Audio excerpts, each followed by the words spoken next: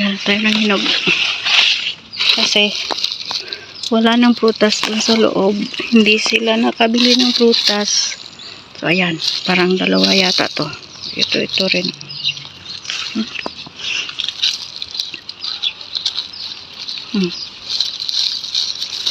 Wala tayo ng bayabas.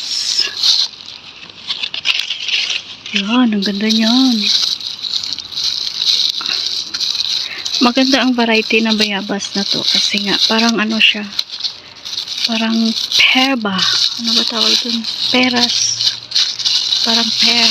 Ayan. Tama. Maganda yung napili ko. Yun. Isa pa. Patay ng isa pa.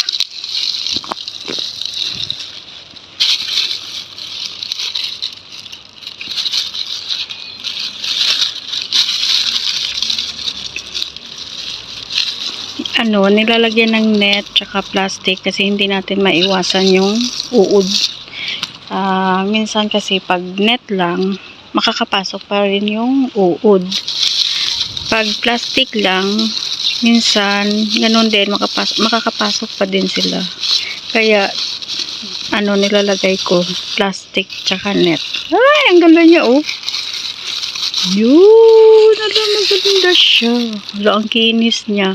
Ayan yung yung mga peste sa sa bayabas. Ayan yung puti na yan Ayan, hindi ko to ini-spray kasi nga maraming bunga ngayon, may mga hinog kaya hindi pwedeng spray.